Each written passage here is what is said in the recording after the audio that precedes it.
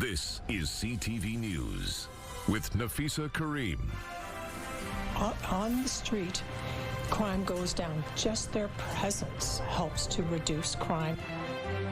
Back on the beat, Victoria police revived their foot patrols in downtown Victoria in an effort to crack down on crime. Massive waiting lists, and you talk to anyone who's lived in co-op housing, and generally they'll tell you it's been a pretty great experience. Bringing more homes to Duncan and Victoria, the federal government announces new co-op housing. Plus, Adam finds a love story featuring 3 surveys and a fish funeral later on the Sawatsky sign-off. Good evening. Thank you for joining us. A Vancouver Island woman who was killed last week is being identified as a respected and beloved instructor at Camosun College. Laura Gover-Bassar was found dead in a Saanich home January 5th. 46-year-old Muhammad Ali Bassar has been charged with second-degree murder. Court records designate this as a K file, which is used to identify intimate partner violence cases approved for prosecution. Gover-Bassar was a business instructor in Camosun's Management and Human Resource Leadership Department. In a statement, the college's president says her death comes as a terrible shock and that she was a well-respected, highly engaged and passionate instructor who was loved by many friends and colleagues. It says she epitomized the mission of the college to build a better future for our community. A 17-year-old boy from Saanich is in hospital with life-threatening injuries after a hit-and-run on the mainland Saturday night. Miles Mickey suffered broken bones and bleeding in his brain and is undergoing treatment in Metro Vancouver. His mother says he was in Richmond for a dance party and prior to being struck was involved in an altercation with a group of people. RCMP say the vehicle involved did not stop and they're searching for a dark Ford Fiesta that may have front-end damage. This afternoon, Mickey's mother shared an update on his health status with CTV News. They've tried to wake him up a few times. He gets very, very agitated just because he's in extreme pain. He doesn't know what's going on. He doesn't understand where he is. So his blood pressure gets dangerously high. His heart rate gets dangerously high. So then they have to sedate him again. He's had multiple surgeries. He was in surgery for 8 hours the day after this happened.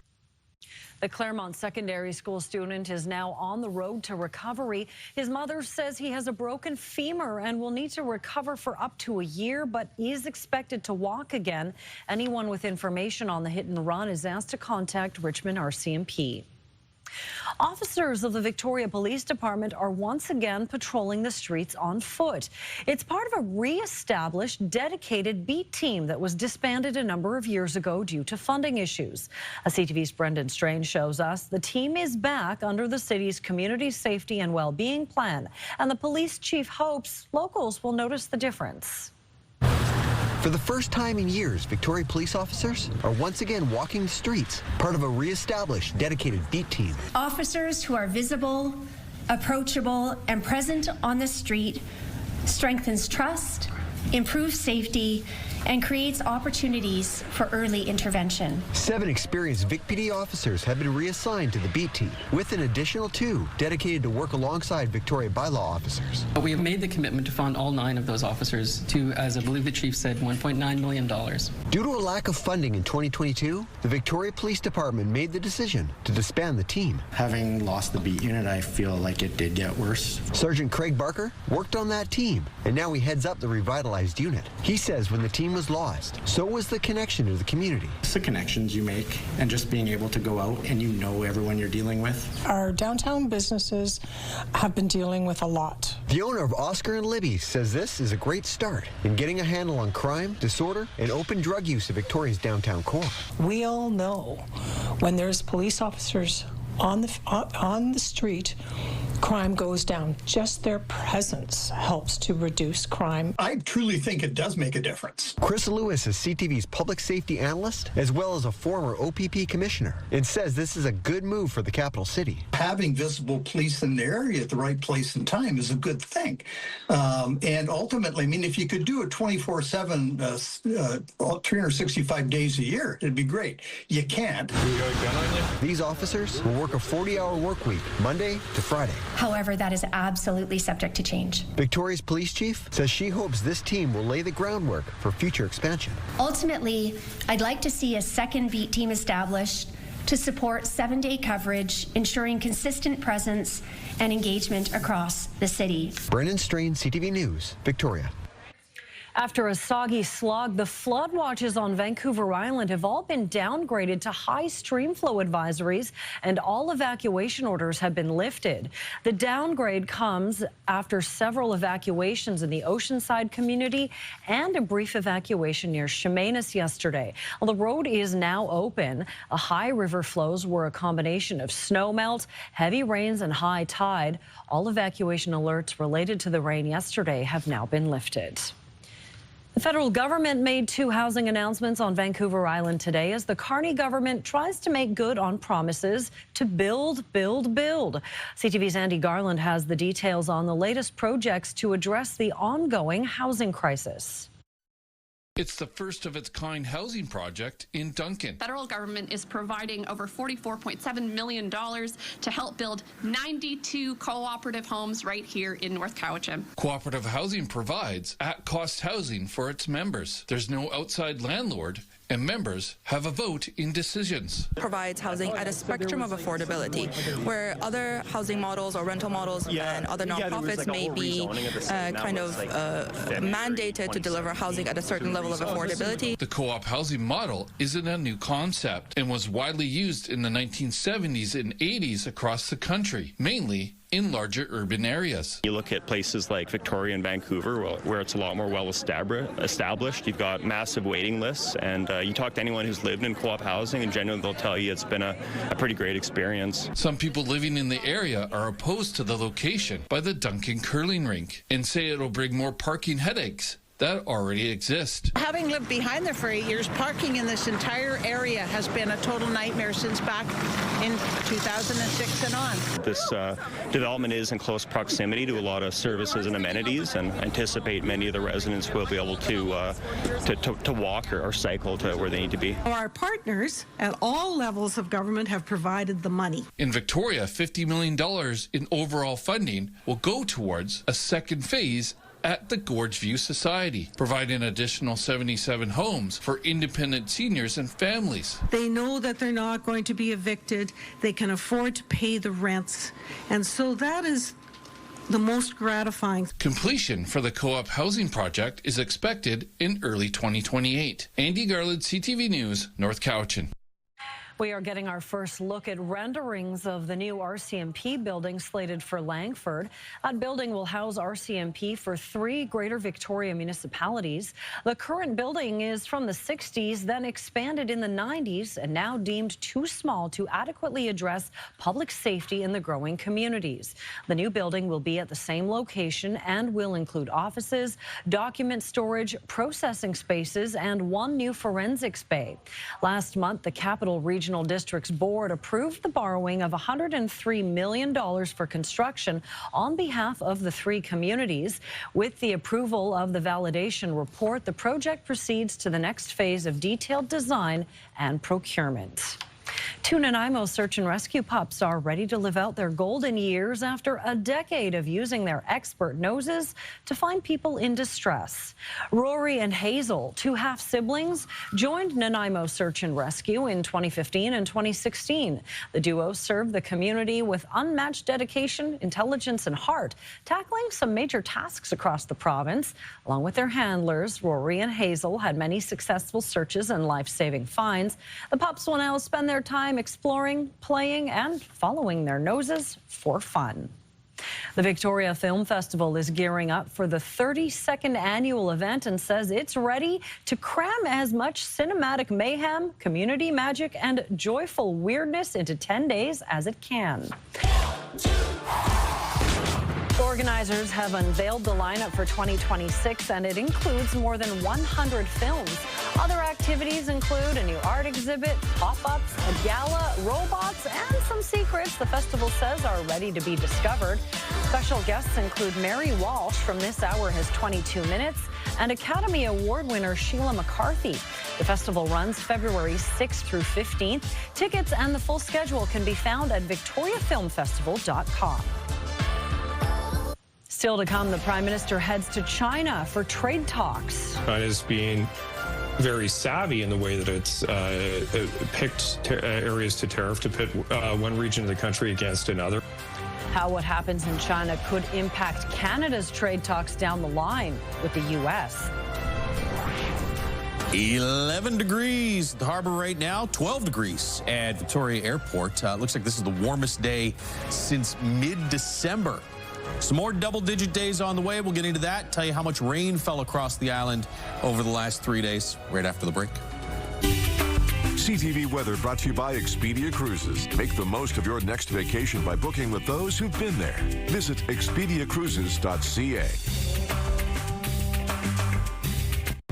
What makes West Shore Parks and Recreation a perfect place to play? It's our staff, working behind the scenes to keep the pool safe, kids engaged, and programs thriving.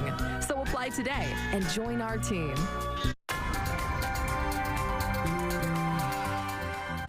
Josh joins us now. Feels like the taps have been turned off.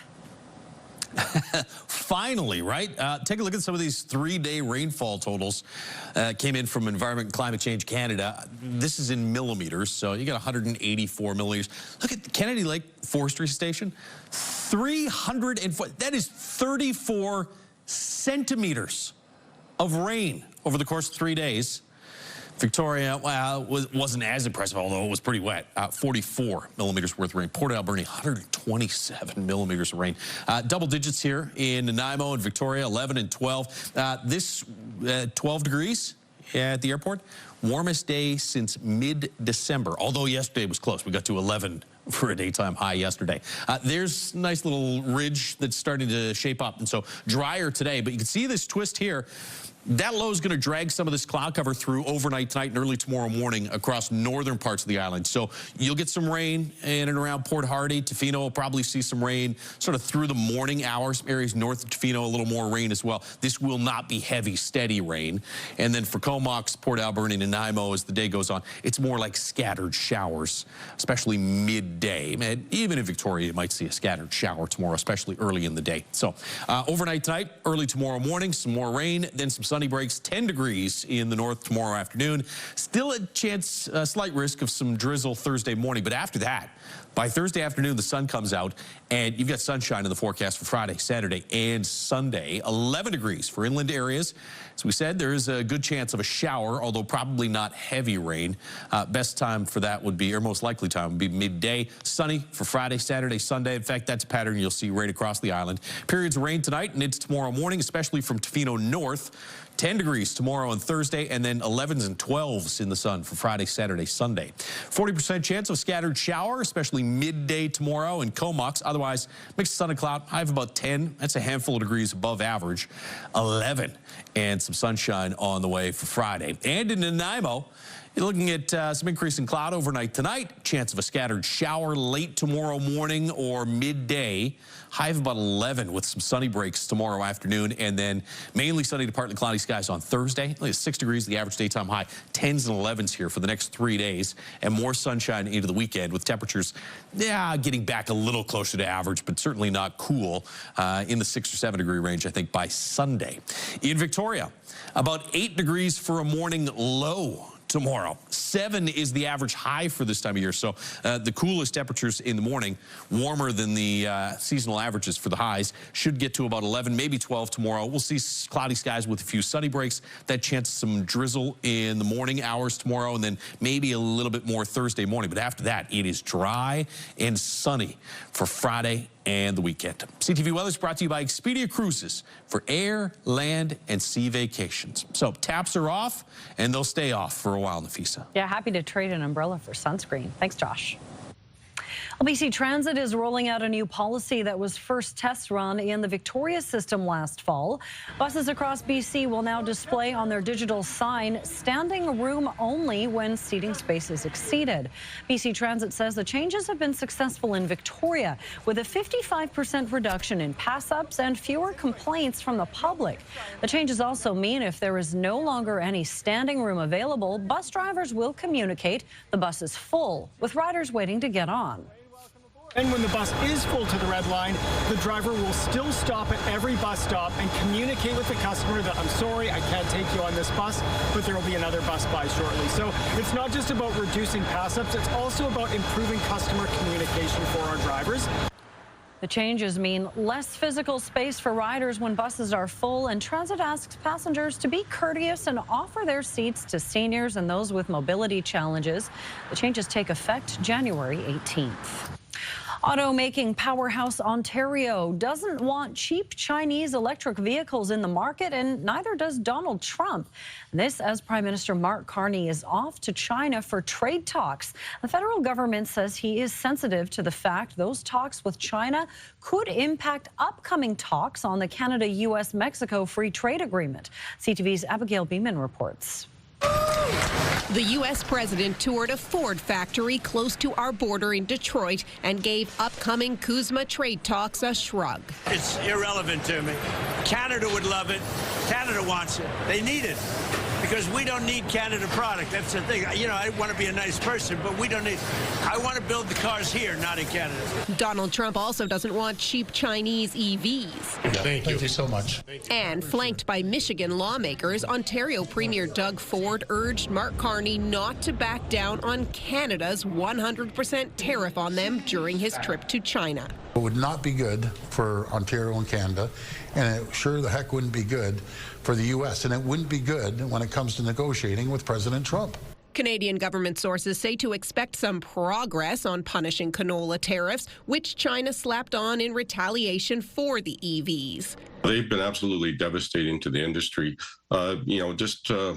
Well, we've lost over $1 billion Canada-wide.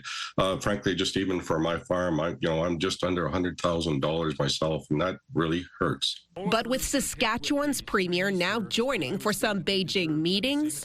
Would you take Mo if you didn't expect some relief, some schedule of lower tariffs on canola? Probably not. Many are wondering if that means EV concessions are on the table.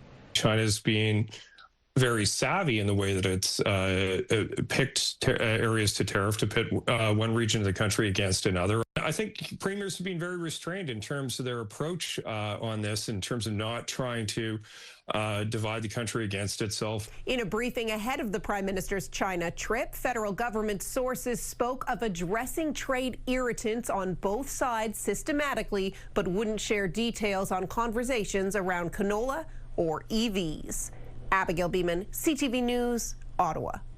Coming up, viral love. Adam meets a couple whose love story spans from multiple choice to matrimony. Next on the Sawatsky Sign-Off.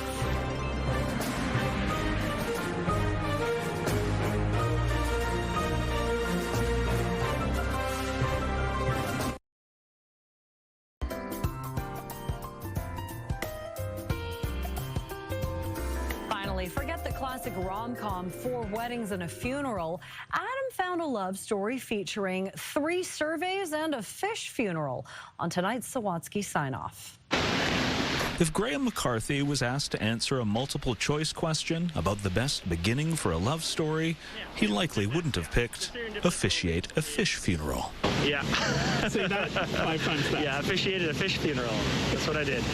That's what the pastor was doing when he met a friend of a friend for the first time named Katrina Froese. So it was fun that he showed up and he had a whole eulogy, and that's the kind of humor that I was like, all right, I can get behind this. So when he eventually asked her out, Katrina said yes. But then Graham sent her a survey to fill out about her preferences for their first date. I thought it was a joke. I didn't think he was serious, but then he really wanted me to answer the questions. So I was like, okay, guess this is real.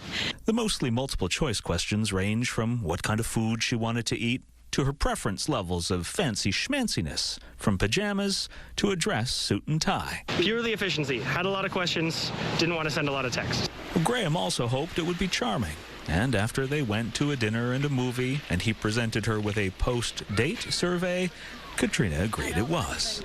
And then she posted it on social media. Within like a couple of hours, it like blew up. While the post earned more than 10 million views, the couple learned they were compatible in countless ways.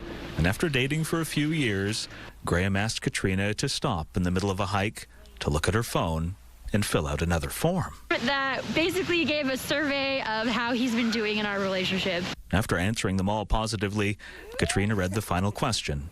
Will you marry me? As you can see, she said yes. And then a few months later, they both declared, I do. It was awesome. It was like super sweet. Oh, it was incredible. It was the best wedding I've ever been to. Although Graham hasn't sent any other surveys since, both he and Katrina are committed to keep having fun and always consider each other's preferences moving forward. Like, don't seek your needs, seek the other person's needs, and if you're both doing that, then everybody's needs will be met. Adam Sawatsky, CTV News, Vancouver. The Sawatsky Sign-Off, brought to you by CapitalDirect.ca. That is it for CTV News Vancouver Island. Thank you so much for joining us. Good night.